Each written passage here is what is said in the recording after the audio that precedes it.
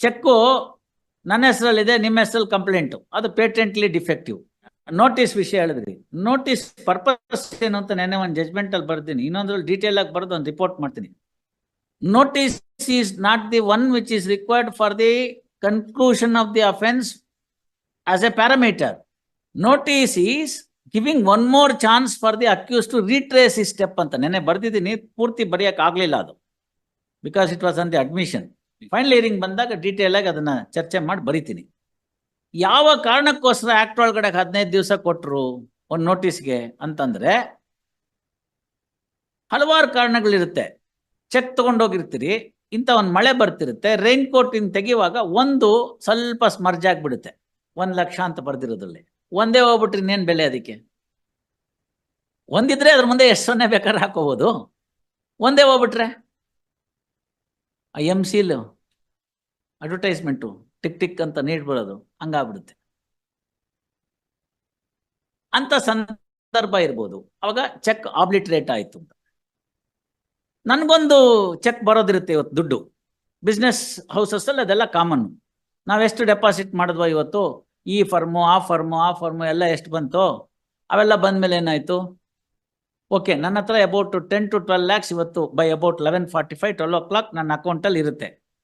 ನಾವು ಅವ್ರಿಗೆ ಫರ್ಮ್ಗೆ ಎಷ್ಟು ಕೊಟ್ಟಿದ್ದೀವೋ ಚೆಕ್ಕು 8 ಲಕ್ಷ, ಓಕೆ 11.5 lakhs ಇರುತ್ತೆ, 8 ಲಕ್ಷ ಆನರ್ ಆಗುತ್ತೆ, ಫೈನ್. ಇದ್ರ ಬೇಸಿಸ್ ಮೇಲೆ ನಾನು ಇಶ್ಯೂ ಮಾಡ್ಬಿಟ್ಟಿರ್ತೀನಿ ಚೆಕ್ಕು.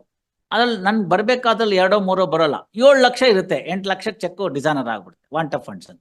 ₹1 ಕಮ್ಮಿ ಇದ್ರು ಅವ್ರು ಮಾಡಲ್ಲ ಬ್ಯಾಂಕ್ನವರು. ರೆಗ್ಯುಲರ್ ಬ್ಯಾಂಕರ್ ಇತ್ತು ಅಂತಂದ್ರೆ, ಸರ್ ಈ ಥರ ಒಂದು ಬಂದಿದೆ, ಏನು ಮಾಡೋದು, ಹಾಕದ ವಾಪಸ್ಸು ಅಂತ ಕೇಳ್ತಾರೆ. ಆಗ ಅವ್ನು ಹೇಳ್ತಾನೆ, ಏನು ನೋಡಿ ಓಡಿ ಗಿಡಿ ಮಾಡ್ಬಿಟ್ಟು ಹಾಕ್ಬಿಡಿ, ನಂದೊಂದು ಚೆಕ್ ಇದೆಯಲ್ಲ ಕ್ಲಿಯರೆನ್ಸ್ ಅಲ್ಲಿ ಅಂತ. ಮ್ಯಾನೇಜರ್ ಒಬ್ಲೈಸ್ ಮಾಡ್ತಾನಂತ ಅದಕ್ಕೆಲ್ಲ, ರಿಪ್ಯೂಟೆಡ್ ಕಸ್ಟಮರ್ಸ್ ಇದ್ದಾಗ. ಈವನ್ ಅದರ್ವೈಸ್ ಮಾಡ್ತಾರೆ ಸಣ್ಣ ಪುಟ್ಟದೆಲ್ಲ, ಸೆಕೆಂಡ್ ಕ್ಲಿಯರಿಂಗ್ ತನಕ ಕಾಯೋಣ ಅಂತ. That is the rule actually. Second clearing ತನಕ ಕಾಯ್ಬೇಕು ಅವರು, ದುಡ್ಡು ಏನಾರು ತಂದು ಕಟ್ತಾರ, ಹಾಕ್ತಾರ, ನೋಡ್ತಾರ ಅಂತ. ಏನೂ ಇಲ್ಲ, ಆವಾಗ ಡಿಸಾನರ್ ಆಗ್ಬಿಟ್ಟಿರುತ್ತೆ. ಇಂಥ ಹಲವು ಸಂದರ್ಭಗಳಲ್ಲಿ ನಾನು ಎಷ್ಟೆಲ್ಲ ಲಿಸ್ಟ್ ಮಾಡಿಟ್ಟಿದ್ದೀನಿ ಏನೇನು ಬರ್ಬೋದು ಅಂತ. ಇದರ ಆಧಾರದ ಮೇಲೆ ಅವ್ರು ಕೊಡ್ತಾರಲ್ಲ ಬ್ಯಾಂಕ್ ಇದೊಂದು ಎಂಡಾರ್ಸ್ಮೆಂಟ್ ಆಧಾರದ ಮೇಲೆ, ಅವುಗಳಲ್ಲಿ ಕೆಲವನ್ನೆಲ್ಲ ನಾವು ಸರಿಪಡಿಸ್ತಕ್ಕಂಥ ಅವಕಾಶಗಳಿರ್ತವೆ. ಹೆಸರು ತಪ್ಪಾಗ್ಬಿಟ್ಟಿರೋದು, ಇನಿಷಿಯಲ್ ತಪ್ಪಾಗ್ಬಿಟ್ಟಿರೋದು, ಒಂದು ನಂಬರ್ ಬಿಟ್ಟು ಹೋಗಿರೋದು, ಡೇಟ್ ತಪ್ಪಾಗಿ ಬರೆದ್ಬಿಡೋದು. ನೀವಾಗ ನೋಡಿ 31/12/2024 ಬರ್ದು ಅಭ್ಯಾಸ ಆಗಿರುತ್ತೆ. 11/25 ಹಾಕುವಾಗ 11/24 ಅಂತ ಬರೆದ್ಬಿಡೋ ಅಭ್ಯಾಸ ಬಂದ್ಬಿಡುತ್ತೆ. ಅಷ್ಟು ವರ್ಷ ಪೂರ್ತಿ ಡೇಟ್ ಹಾಕಿರ್ತೀವಲ್ಲ. ಸೊ 11/25 21/25 ಹಾಕುವಾಗ there is a possibility that we write it as 24, because still in that ಆ ಮೈಂಡ್ 25 ಅಂತ ಹೇಳಿದ್ರು 24 ಬರೆದ್ಬಿಟ್ಟಿರುತ್ತೆ. ಇಂಥ ತಾಪತ್ರಯಗಳೆಲ್ಲ ಆಗ್ಬೋದು. ಈಗ ಅವನು ಅಪರಾಧಿ ಮನೋಭಾವದಿಂದ ತೊಂದರೆ ಕೊಟ್ಟನಾ, ಇಲ್ಲ ನಿಜವಾದ ಸದ್ಭಾವನೆಯಿಂದ ಉಂಟಾದಂಥ ತಾಪತ್ರಯವಾ ಇದು ಅಂತ ನೋಡ್ಬೇಕು.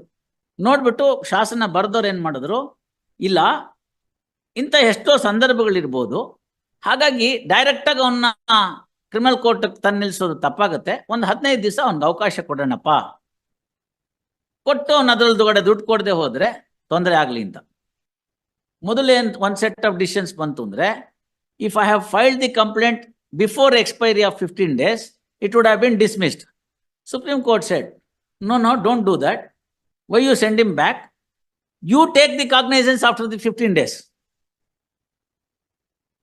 Per se defective complaint ಹಾಕಿದ್ರು ಕೂಡ ಏನಂದ್ರು ಸುಪ್ರೀಂ ಕೋರ್ಟ್ನವರು, ಬೇಡ ಅವೆಲ್ಲ ಏನು ಮಾಡಕ್ ಹೋಗ್ಬೇಡಿ, you wait for 15 days. See, notice is served on a particular day, fine 15 days. 15 days ಮುಂಚೆ ನಾವು ಹಾಕ್ಬಿಟ್ಟಿದ್ದೀವಿ ಕೇಸು ಅಂತಾದ್ರೆ, you wait for 15 days and then take cognizance. Lord, address mentioned in exhibits P8 and P9 are different addresses. The father's name is shown as a different, son of Babu Pujari.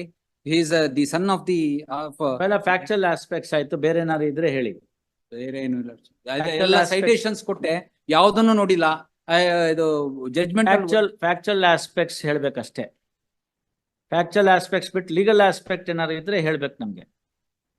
Revision ಅಲ್ಲಿ ಇದೀನಿ, appeal ನಲ್ಲ. ನೀವು ಮೊನ್ನೆನೂ ಅದಕ್ಕೆ ಹೇಳಿದ್ದೀನಿ ನಾನು ನಿಮ್ಗೆ, you are mistaking that this court is a appeal court. No, this is revisional court. ಅಲ್ಲಿ repeatedly ಹೇಳೋದಕ್ಕೆ ಇಷ್ಟ ಆಗೋದಿಲ್ಲ ನನಗೆ. ಸುಪ್ರೀಂ ಕೋರ್ಟ್ನವ್ರು ಹೇಳ್ಬಿಟ್ಟಿದ್ದಾರೆ ರಿವಿಷನಲ್ ಕೋರ್ಟಿನ ಸ್ಕೋಪ್ ಎಷ್ಟು ಅಂತ. ಕೊಡಿ ಅದು ಒಂಚೂರು ಅವ್ರಿಗೆ.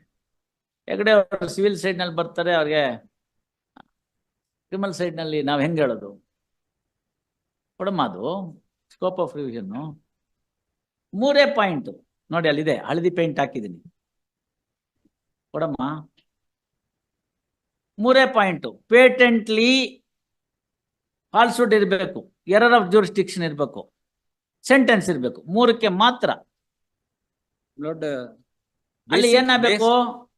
ಅಷ್ಟೊಳಗಡೆ ಒಂದು ದುಡ್ಡು ಕೊಟ್ಬಿಟ್ರೆ ಇದನ್ನ ವಾಪಸ್ ಕಳಿಸ್ಬಿಡೋಣ ಅಂತ. So these are all the contingencies that has happened and the notice was issued in this regard. ಇದಾಯ್ತು. ನಿಮ್ ಕೇಸಲ್ಲಿ ಏನಾಗಿದೆ? ನೋಟಿಸೇ ಸರ್ವಾಗ್ಲಿಲ್ಲ, ನಾನೇನ್ ಮಾಡ್ಲಿ ಅಂತ ಸಂದರ್ಭದಲ್ಲಿ ನಾನೇನ್ ಮಾಡ್ಲಿ ಅಂತ. Well, Indian bank association say on the day when you go before the court, ನೋಡಿ ಅಲ್ಲಿದೆ direction number 3, on the day you go before the court. ಇದೆಲ್ಲ ಆಗೋಯ್ತು, ಸಮನ್ಸ್ ಬಂತಲ್ಲ. On the day when you go before the court, what you are required to do is not file a bail application and all, simply execute a bond. ನೀವು ಕರೆದಾಗ ಬರ್ತೀನಿ sir ಅಂತ ಅದನ್ನ ಹೇಳಿದಾರಲ್ಲಿ, no question of any bail and all these things. Simple enter a bond that I will come whenever you call, I will come. ಅದಕ್ಕೇನೋ ಒಂದು ದುಡ್ಡು ಕಾಸು ಒಂದು ಬಾಂಡ್ ಬರ್ಕೊಟ್ಬಿಡಿ ಅಂತ.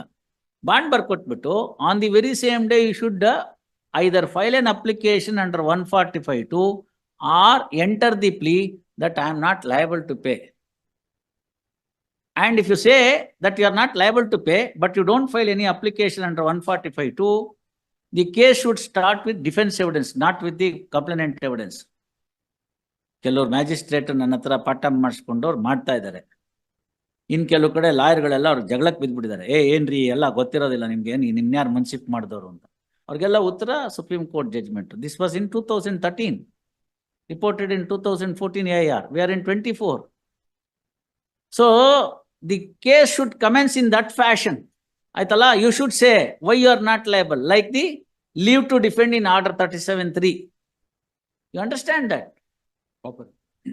Summary suit ಅಲ್ಲಿ ಹಾಕ್ತಿವಲ್ಲ 37 rule 3 ನಲ್ಲಿ leave to defend.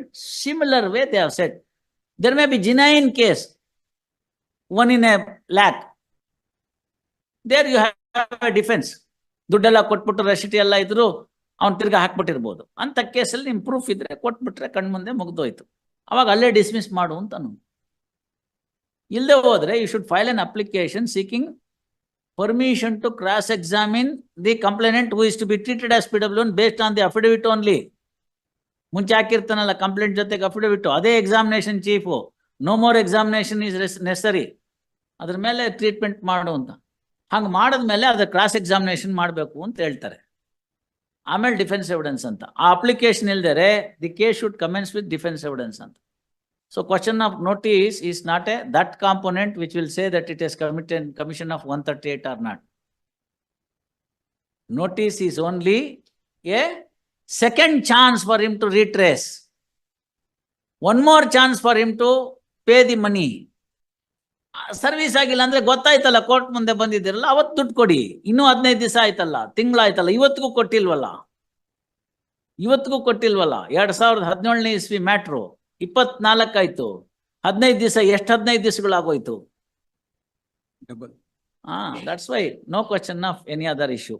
Anything else ಬರ್ಕೊಳ್ಳಿ. ಹಾರ್ಟ್ ಶ್ರೀ ವಿಶ್ವನಾಥ್ ಹೆಗಡೆ.